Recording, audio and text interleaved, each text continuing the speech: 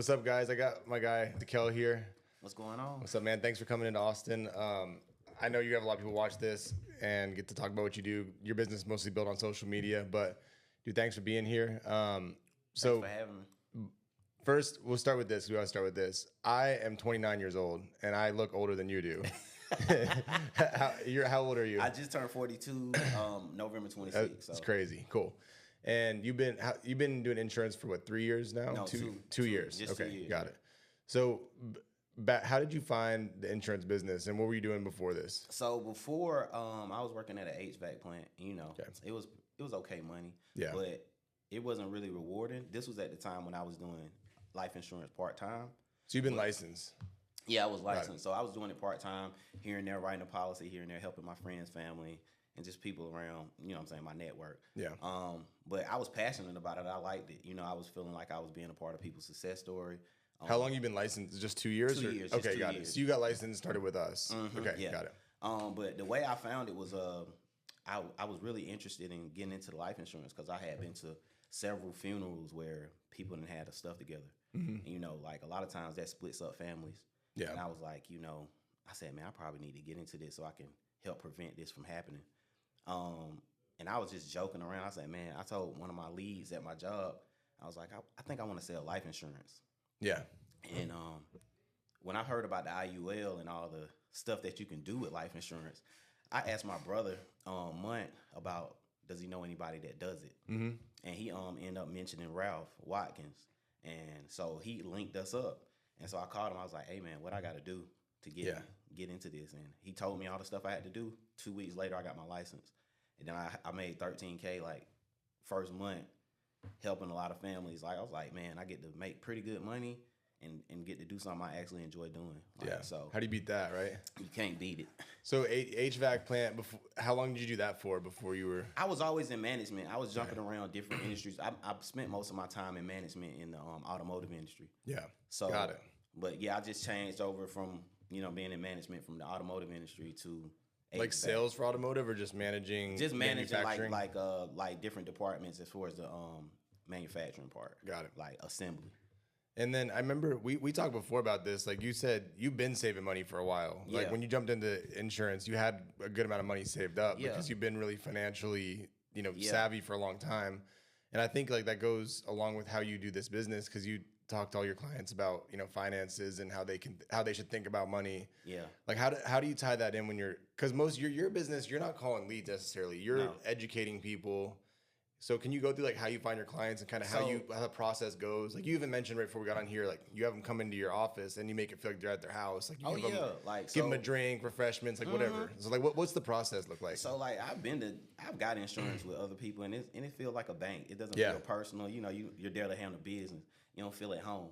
So I said I wanted to do something different and make my office like a home environment, like an apartment. You at home, you chilling, you feel, feel comfortable Yeah. talking about something that's, sometimes a not easy subject to talk about. Sure. Because, most people, when you talk about life insurance, the first word they think about is death. Mm-hmm. You know what I'm saying? And like, I'm really trying to breathe life back into life insurance because if you get the right products, then you can take advantage of life insurance while you're still alive. Yeah. So when I bring my clients in, the way I get at first, let me just rewind. At first, when before I started doing life insurance, I was like helping people learn how to trade, options and dividend investing and stuff of that nature. So you would just figure this stuff out on your own, then you made money doing it, and then you wanted to just share with people because not you're being like a gatekeeper. Yeah, you're like I want everyone to have this information because it's cool and you can make money doing it, right? Yeah, exactly. So people already knew I was like financially savvy, but I always say when you're investing, is two big things that people are scared of. Why most people don't try to invest in. The first one is risk, and then the second one is taxes, because it's not many places where you can put your money and make some money on it and not have to pay capital gains tax. Right. So when I found out about the IUL, I was like, man, that kills both of those. Right. First of all, you get tax-free growth, so there you go. You alleviate the taxes, and then then the risk. It has a floor. Yeah. So if the market crashes, you don't lose anything, and you only capitalize on the gains. So I was like, man, if I can help my clients with this, then it'll make them all in for it because not only are they investing in their life, protecting their family and their assets, but they're able to also avoid taxes. Yeah. You know, a lot of the rich people, regular people are paying more taxes than billionaires, right, just because they know tax codes and tax law. So me bringing this product to my community is basically helping, you know, us start learning the stuff that they're using. Yeah. See, that's what I always thought was funny was like, and like, this is not a political statement at all. I don't really care, but like, people were always like, Donald Trump didn't pay taxes, right? And it's like, whatever side you're on, it's like, you shouldn't be mad at him because he didn't pay taxes. You should be like, okay, like, how this rich dude not pay taxes? Like, how can I get around that, right? Yeah. Like, you shouldn't be like, he did it within the rules. Like, everyone has access to the same rules, and you being an educator, you're like, I want to figure out. When you heard that, you probably weren't like, I'm mad at him. You're like, how do I do the same thing, right? I'm very curious. So it's like, you know, if I find out somebody getting away with something, like, how did they get away with it? Is that legal? It's legal. Yeah. Let me find out if it's legal or not. And, you know, you just got to know your tax codes. Like, some of the tax codes that are in the IUL, like tax code 7702, 72E, 101A. And all those are tax-free tax codes. Yeah, so for people that have never heard of an IUL, explain how that works. Like, when you said you can have tax-free growth and you can take money out tax-free. Okay. Explain that process. So, you know, most of the times when you get a life insurance policy, like a term, every month that you pay your premium, all of that premium is going to the death benefit. Mm-hmm. So that's why it's not building any kind of cash value. So with a properly structured and properly funded IUL, the way it works is I kind of like make an example, like it's built just like a house. Yeah. So when you purchase a home, every month you pay your mortgage, you get equity in your house. Mm-hmm. And then eventually when you get enough equity in the house, you can start pulling that money out and then start making other investments. Either go purchase other homes, vehicles, start a business. The IUL is, if you fund it and structure it just like it's supposed to be, then it'll be just like that. So instead of paying the mortgage, you're paying your premium. So every month you pay your premium, you're building equity inside of your policy, or basically like a line of credit on your life. Mm-hmm. You know what I'm saying? And the good thing about it is, like, you're actually going to still be getting the gains from the market, none of the lows. Yeah. And you can start pulling that money out when you build enough equity in it on the way to retirement to start making other investments, so you won't have to wait, unlike a 401k where you're going to get taxed twice because you pulled it out early. Mm-hmm. And then you're having more income for that year, so you're going to get hit. Yeah. So if that investment doesn't substantially put you in a better position, then it's probably not even worth borrowing. So, right.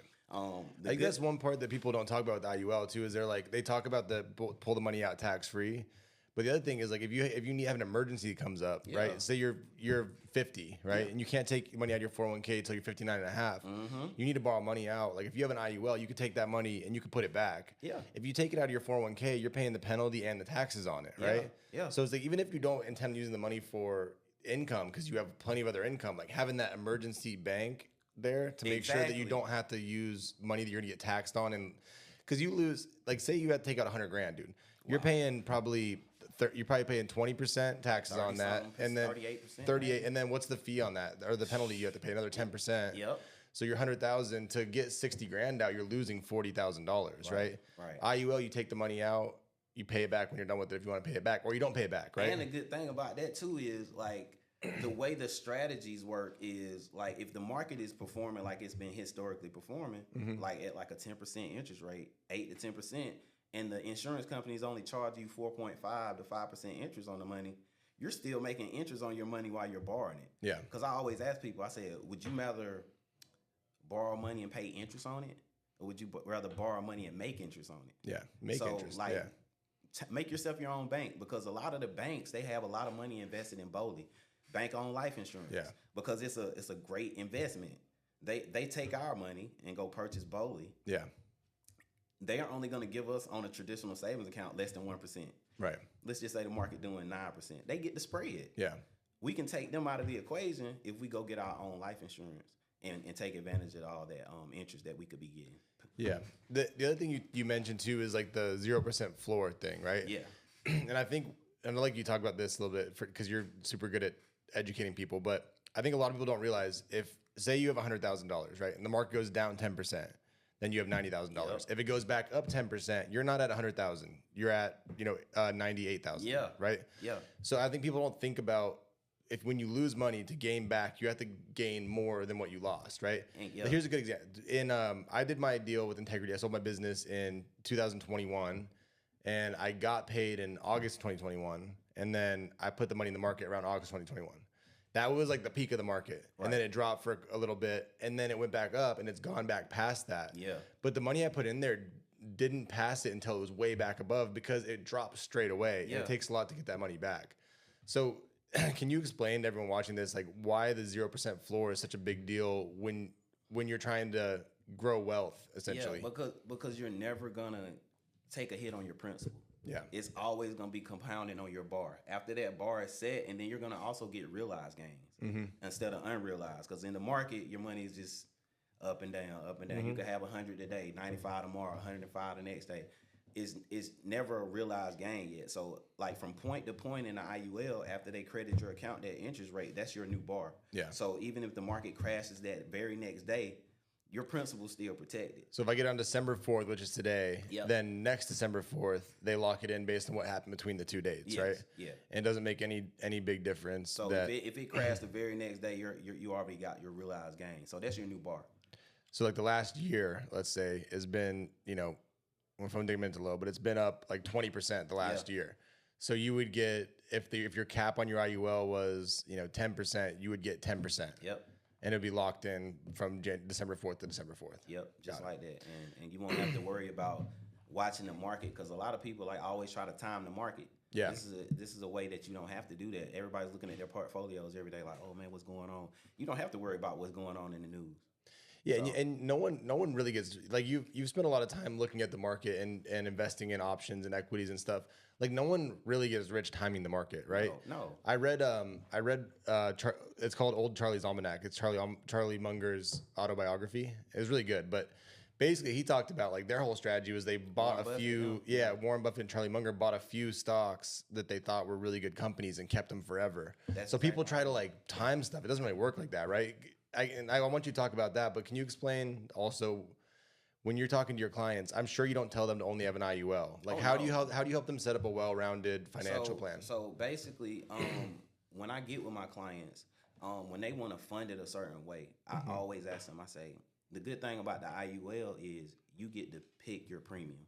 You know, I said, and I give them the rule of thumb. Now, if they have the, either add a zero to their age or put 5 to 10% of their annual income into one, then we go that route. But if they don't, and they feel like, okay, I want to start one and lock in my cost of insurance at this age. Yeah. And then eventually when I consolidate some stuff, pay off some stuff, then I can start overfunding it later. Then we can just get them an easy solve. And then they can start overfunding it later. So a lot of people think they need a lot of money to start one. They really don't.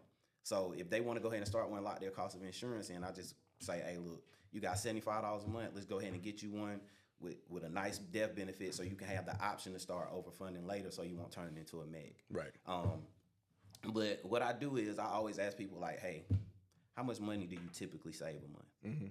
And if they say let's role play. Like, so say I'm like, I save, $750 a month. $750? Yeah. I was like, okay, let's take at least half of that and let's put it into an IUL. And I'll show you what that does. Then you could take the other, because I want you to have something liquid. I don't want you to just have it locked up in an IUL. Right. So I'm like, okay, let's take $350, maybe $400 of that, put it into an IUL, and then show you how that would work. You getting that tax-free growth. And then you have an emergency fund just in case you need it. Yeah. Then I'll be like, okay, with the rest of that money, then you can go get you a high-yield savings account, something like a markets account, or you can start putting money into dividends. So you can, continuing to get that those dividends on either monthly or quarterly basis. So your money, because I always tell people this, one of my favorite sayings is, if your money isn't moving, it's losing. Right. Because you can't buy the same thing with $100 this year as you could last year. You're losing money on. I mean, think about this last year. The inflation, the cost of just goods and services went up by like 15%, right? So if inflation's going up 7, 8, 9% on really terrible years, if the money's sitting there, you're losing 5%. Exactly. So you're gonna have to spend more money to get the same stuff. So I always tell people, put your money in stuff that's gonna move. Yeah. Instead, or you're gonna lose. So what's a good balance for people, or for like you personally, right? Like how much of your retirement plan should be IUL versus, if your job has a 401k versus your money market or private accounts like Robinhood or wherever people invest money? Like what's a good spread for people? I mean, I really try to see what their goals are. Like Or what do you do for yourself? Like how much is IUL versus equities versus everything else? When I was working, I was putting a lot of money into my 401k. They was only matching up to like 4 or 5%, but I was putting like 10, 11, 12% because I was working so much overtime. And you're like, might as well just put it away.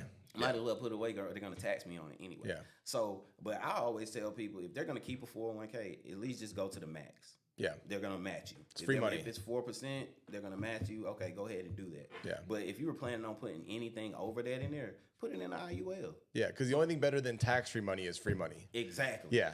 Like free money you take. You take it. Yeah. So and there are people who are against it. Yeah, there's people who sell IULs will tell you don't do any 401k. They're gonna give you free money, you take it, right? And then you take the tax-free money. Because I actually had a client the other day, he was like, he has a 401k, but they're not matching it. And I was like, well, yeah, don't do that. Why? What's the point? What's the point of it? Yeah. You know what I'm saying? Now you that money that you would have been putting in the 401k, we can reallocate it to an IUL. Because it's going to be way more beneficial for you. You're not going to have to time the market. You know what I'm saying? Because you're not going to get any hits. And you're just going to get this tax-free growth. And you're going to be able to use this money before you get to retirement. And when you get to retirement, you can turn it into a pension. So, like, that's the thing. Like, corporations got greedy and they replaced the 401k. Replace the pensions with 401k. Right. Because, people start living longer. The healthcare got better. Yeah. So they was like, before they used to be like, hey, you work for us 25 years, we'll pay you for the rest of your life. Right.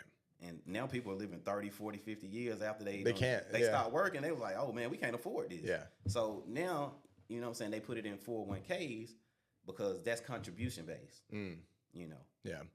So when you're doing all this, you're meeting with clients either over Zoom, in person, wherever you meet with them, where do you find most of your clients at? Like, is it word of mouth? Like you mentioned, you had a NFL running back reach out to you.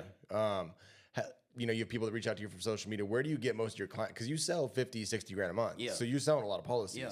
So and you're not spending money on leads, right? Yeah. So what does the marketing look like? It's a blessing. Like before, I was always into promotion and marketing. Yeah. Because I used to throw a lot of events in Athens, and a lot of people know me. Right? Yeah, University of Georgia. So I threw a lot of parties out there, and a lot of people know me, and I did good business. So my my reputation was already good. So when I transitioned into this, it was easy. Yeah. So the most of my clients come from Facebook. Okay. And it's word of mouth. So when you get somebody in the office and you give them a good experience, you know what I'm saying? How do they come from Facebook though? Like just me promoting. Okay, got it. Promoting that what I'm doing, like trying to help people protect their families. And like when you're working with people that are good with money and that their friends see it. Yeah. People are naturally like, okay, I want to work with somebody that I know somebody else has worked with. Right. Because they want them to be the guinea pig. They're like, oh, how was it? How was it? And like I get a lot of reviews on my page and they're making it up themselves. I'm not telling them right this. So I'm trying to get them the best experience possible. When they come in, we got drinks, they got a nice comfortable sofa, chairs. And people want referrals from people that they like, right? Like exactly. Calvin just bought a nice new house out on west of Austin, right? Where I live out that way. So he was like, when he's going to buy a house, hey man, who's the realtor you use? Who's the lender you use, right? So I gave him the realtor I used and the lender I used, and he used the same ones. Exactly. Because he trusts me because we've known each other for a long time. Exactly. And you don't ask any questions. Because I have a lot. He didn't ask anything. Yeah. I have a lot of clients that come in and be like, "Hey, can you do what you did for my cousin?" Exactly. Yeah. Can you do what you did for such and such? Like one of my friends, Tip, she came in and worked with me, and we posted when we worked together, and everybody saw her page and what we were doing, and like she has a big influence. You know what I'm saying? So like people that they know her. So they just say, "Oh, I seen you on Tip's page. I want to work with you." So, and it's a blessing though, because like leads are very expensive. You know what I'm saying? But you do have to invest in your business to make money. But like the blessing that I've had to not have to have that overhead because of word of mouth, it's been amazing. Now talk about how you started that out, because now that it's rolling, it keeps rolling, right? Like once you kind of get a market and some influence and everything going. That's like people ask me they're recruiting, like, how do you recruit one market now? I'm like, dude, people reach out to me all the time because I've been doing this for 7 years and I've proven it, right? But if someone's watching this new, they've never sold a policy before, how do they start working more market and building their brand up? Because in 2 years you've done it, but you had to start from zero at one point. Like, what did starting from zero look like, and how did you start gaining trust from other people to where they wanted to refer you, friends and family over? You really gotta know. You really gotta know your clients. Yeah. You gotta build rapport with them. You know what I'm saying? You really gotta care about people too.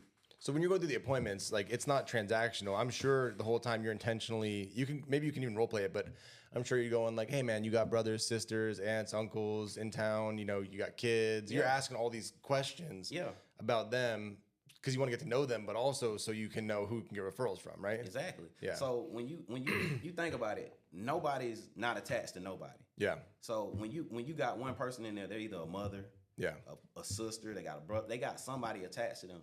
And if you do a good service for them, I'm telling you, you'll end up being their family's insurance guy. Now, do you ask for at that at the end? So so if you did it with me, I just bought from you. Hey, I'll $500 a month, $6,000 a year. Sounds good. I'm in. Like where after that, how do you ask me for referrals? So I provide so much education for them. I'll be like, hey, I said, did you learn anything today? And man, I learned a ton. I didn't know any of this stuff was legal. I didn't know you could do any of this stuff. I learned a bunch. Like, do you know about anybody in your family or in your circle that would want to learn something like this? Yeah, I got a bunch of friends who would like to pay less taxes. I would love to help them. And then like literally, I just had a guy the other day. I haven't even I talked to him and educated him over the phone. I even went to his house and gave him a presentation in his living room. Yeah. And he was so impressed by it. He hasn't even got his policy yet. But he sent me somebody in Alabama. So he's still kind of thinking about buying. He is. He's actually trying to do 8 policies. Got it. But he's getting all the information together. He wants to do it all in one time. Yeah. So he hasn't even got all the information yet. But before he even got his information, the next day he got somebody to call me. Yeah. And he was ready that day. Yeah. Like he got his whole family done. Him, his son, his mother, just like that. Just because he talked to him and I gave him such a good presentation. Do people ever say no and you get referrals from them too? I haven't experienced that because do you sell everybody? It's like if you because you think about it, in sales, your biggest rejection is the price. Yeah. People are like, oh, I ain't got the money. Like with the IUL, you set the price. Yeah. Like if the product's good and you get to pick the price, then what's stopping you from doing it? Yeah, then the minimum is so low. You can go basically to $50 a month. I mean, you can go low. If you structure it right, you know what I'm saying? You might be paying $500 a month, but let's just say you can run on a financial hardship or anything. You could drop all the way down to probably $50-$60. Yeah. And if you already got cash value in it, you can stop paying for a certain amount of time and let the cash value eat the premium up. So do you do a lot of kids IULs for people? I do a lot of them. I probably that's a good way in, right? I do more kids policies than adult policies because parents care about their kids. You know, parents will spend. Dude, I love my kids, bro.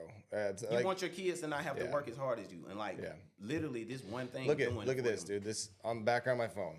This is the camera. It's my daughter. Like, people love their kids, dude. Exactly. And I think I was gonna ask you, like, how do you bring that up with people? Because I went back about a year ago when we started working with IULs a lot. I started selling a lot. And there was a lot of times where I had some people with leads tell me no. I'm like, sounds good. What's your plan for your kids' college savings and whatnot? Oh, I haven't started anything yet. Hey, let me show you what this would look like on your daughter. Yeah. Because for you to get this much money by the time you're 60, you're gonna have to put $2,000 a month into it. But for your daughter to get that much when she's 60, we put $200 a month into it, right? And so I noticed that I would get no's from leads, but then I would say, like, you said you have 3 kids, let's look at theirs. And they would do it for their kids when they wouldn't do it for themselves. Exactly. So do you talk to a lot of people and get them to come see you about their kids first and then sell them on top of it? Or how's that work? Crazy. Most of the people that come see me, they're coming for their kids. Because that's what I focus on. Like, got it. Setting the next generation up. Yeah. Because, like, if I had my parents had started me a policy, you know how much cash value accumulates over 40 years. I'm 42. Dude, I started mine when I was 22. I've been putting $1,500 into it a month since I was 22 years old. By the time I'm 60, I think it's like $7 or $8 million going to be in it by the time I'm exactly. Yeah. So if you just put and the good thing about these policies, you can pay them like a term and it'll last your whole life. Yeah. So you can structure it for paying for 20 years. After that child is like a freshman in college, you're done paying for it. Yeah. And by the time they get to retirement, they're going to be getting a pension of over $200K a year. Yeah. Tax free for the rest of their life. Tax free. Yeah. And since you're the owner of the policy, you control the cash value until you turn the ownership over to them. Yeah. So it's a win-win. You're setting them up and you're setting yourself up too as well. So a lot of the marketing you do on your Facebook is geared around kids, and then you'll get parents, grandparents come in, and then you can get referrals and write the parents up. Because a lot of carriers make the parents have some life insurance anyway, which is great. Because they're like, if you want to put this much on the kid, you got to have this much life insurance yourself. So I always tell people, like, what's your goals? Most people want IULs for the cash value. Yeah. I hardly have people come in and be like, oh, I want it for the death benefit. They already got life insurance probably, right? Yeah, and even if some people, and there's a lot of people out here that have IULs that aren't properly structured, you know, just because they dealt with a dishonest agent or broker, and you know they wanted a bigger commission. Like the way if you properly structure an IUL, then your commission is probably cut by like 85%. But I'll take that cut because I want to sleep at night. I got a conscience, and you know you're giving the money back to the client. So they're not paying for all insurance; they're paying for their future. So and if you do the right thing, like that's long term. If you do the right thing by enough clients, one, the business stays on the books, right? Yep. So you might get 1 or 2 cancels a year, whereas you know if you write 500 cases of other types of business, you get 30% of that stuff falls off. Yeah. So if you do the right thing by the client, it all stays on the books. And then you'll get referrals like you've been talking about, right? Which is you get to run your business for free on the marketing side, right? Through word of mouth because you're doing the right thing by the client, right? And word of mouth is, I promise you, the most powerful, promotion tool. Dude, that's how we built most of our business on the agent side. Is where I recruited a few people from job sites, you know, like I got a few people from ZipRecruiter and whatnot, build good relationships with them, and then mostly they're warm markets. And someone was asking me the other day, they're like, oh, you used a lot of job ads. I'm like, yeah, we did. But I hired like 5 or 6 people from job ads, built really good relationships with them, and then they hired their whole warm markets, you know, and I have a few warm market people. The guy you work with, Calvin, I went to high school with Calvin. Okay. You know, so like we've known each other forever, and then he's hired a bunch of his warm market people. Like his brother works with us now, you know. So Cyrus. If you do, Cyrus, if you do a good job on the word of mouth on the agent recruiting side too, same thing will happen. You can provide people with a way to make a lot of money. Are you doing some recruiting now or building a team now? I actually got a couple people taking their tests right now to come on the team because I got a new agent. She told me, she was like, I had sold insurance before, but when I came and talked to you, it was different. And she was like, it made me want to do it again. Yeah. So I mean, because I'm doing it different. I'm not just selling insurance. I'm educating people on how they can use it. Can you teach people to replicate what you've done with the warm market, with the word of mouth and social media thing? Yeah, it's all about branding. Yeah. Your personal brand is everything. People want to work with somebody that's hot. Yeah. You know what I'm saying? Or somebody that's good at something, the best. Sure. Yeah. So, and if people are constantly talking about you, then people are going to want to work with you. I think I said at the conference, I was like, the buyer always looks better than the seller. Yeah.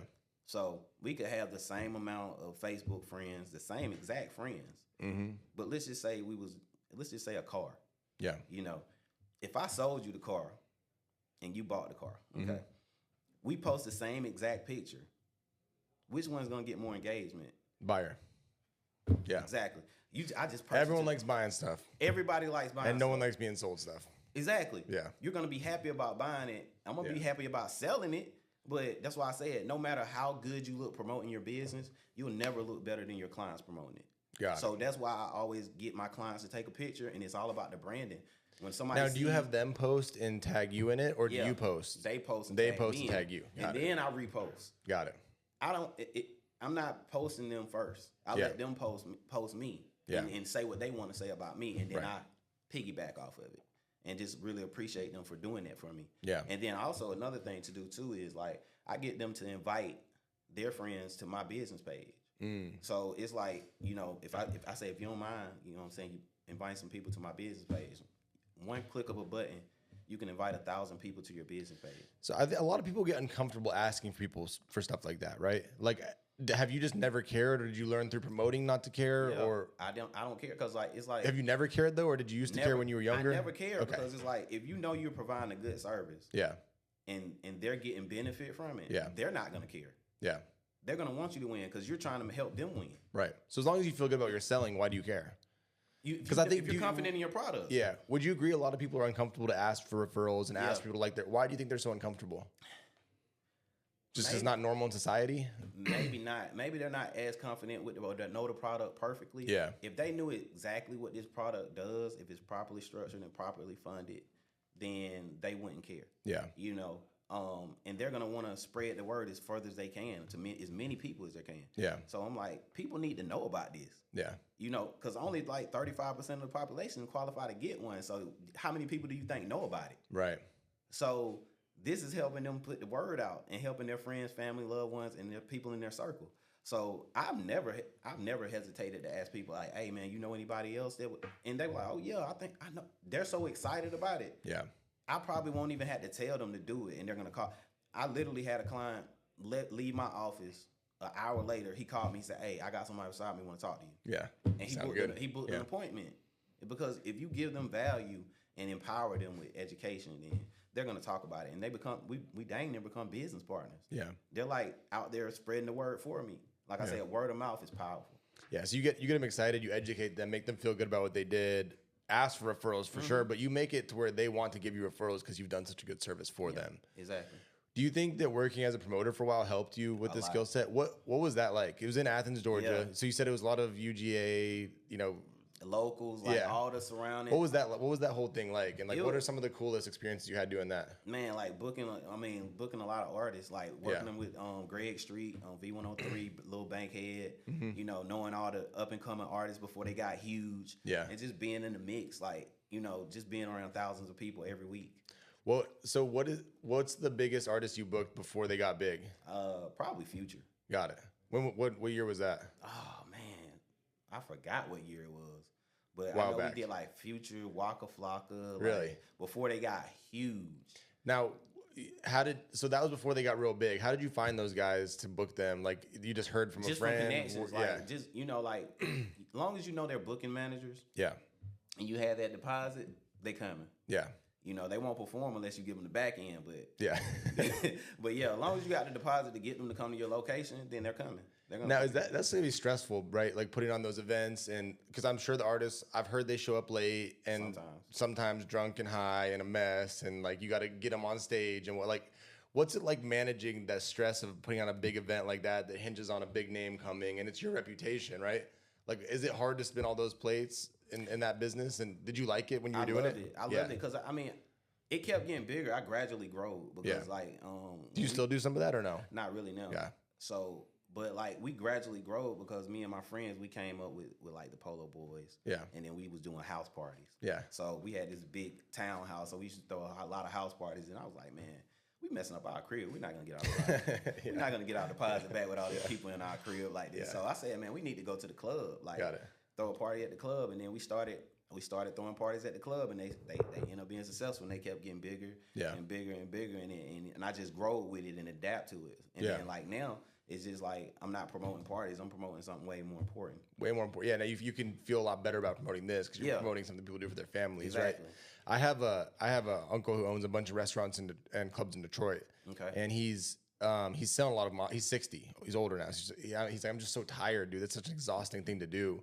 Because we were talking about business the other day, and he's like, how's your business going? I'm like, good, it's great. Like, a lot of the people I have taken over a lot of responsibility, a lot of recurring revenue coming in, and I get to do things like this, have cool conversations with you. And he's like, dude, it's so much more passive than my business. He's like, I'm 60 years old, still at the restaurants, still at the clubs. I'm working, and he makes great money. Yeah. Don't get me wrong, makes great money. He owns all the real estate. He's done well. But dude, he's 60 years old and still working 60, 80 hours a week. Our business is so different in that because you can build residual income from the policies you write and from building a team. And you can work really hard. You can work 60 hours a week for 5, 6, 7 years and make a lot of money. He's been doing it since he was 25 years old. And he's done well, but dude, he's worked his ass off and missed a lot of stuff over a lot of years because of the business that he chose to be. He can't really step away from it. He can't. Him selling it is stepping away. Like that's the only way you can step away. Because if you hire managers, people that are willing to manage that stuff cost a couple $100,000 a year, and you can't. It's not their business, right? It's a cash business, so you can't really trust everybody to run a club like that. I know it because I remember when I first started, I got burned. Yeah. You know what I'm saying, by club owners and different things of that nature. So, you really got to watch that kind of business. Has you're married, your wife, family been supportive of this business and this transition from you had a steady job with a good paycheck, now you're independent contractor full time. What was that transition like? So like, I had money saved up. So I knew if I transitioned to something, then I had a cushion. Yeah. But like, doing it transition, like I was like, man, this might be the only time I will be able to go full time with this. Like last October, I was like, I'm gonna go ahead and give it a shot. I can bet the house on me. So does your wife work or she stay at home? She does. Yeah. So, she's supportive of it the whole time. Yeah. She knows. That's so important, dude. Yeah, she know how I am. So it's like I was like, I'm passionate. When I'm passionate about something, I put my all into it. Yeah. Just like I was when I first started throwing parties, I was like, I had to get my name out there. Yeah. And this is the same way. I started from the bottom. Nobody know who I was or what I was doing. And now, like, people don't even know my name. Sometimes they be like, "Oh, you're S&P," or So it feels good to know that the brand is getting bigger than my name. That's awesome. You guys have kids or no? No, not yet. No, got it. Yeah. Planning on it, maybe? Yeah. On the way. Yeah. Got it. Oh, on the way. Yeah. Congrats, man. That's awesome. Yeah. That's cool. Yeah, it's no, I think people don't talk about that a lot. It's important to have a supportive spouse in any business, but I think in our business for sure, because there can be so many people that can be naysayers and talk down about what you're doing. Mm-hmm. And I was always lucky, like. I never had like a discussion with my wife about it. I'm like, this is what I'm doing. And she was always supportive. She's like, sounds good. You'll figure it out. Yeah. So you're crazy. You'll figure it out. So I think it sounds the same thing with you. Your wife's like, yeah, dude, whatever you're doing, I'm with you. So as long as the bills don't. Yeah, as long as I swipe the card and it works, life is good, right? It's good, yeah. What are your goals for the next year, 2 years, 3 years, as far as sales, building a business? Like, where do you see this transitioning? So my goals are to like build an agency now. Like, I mastered my craft now, so I just want to duplicate it in other people. So I'm finna start focusing a lot of my energies towards like recruiting people so they can help more people, because I only can do so much. And like, since the business is growing so big, I want to get other people that can help me provide the same quality of services as I do. Yeah.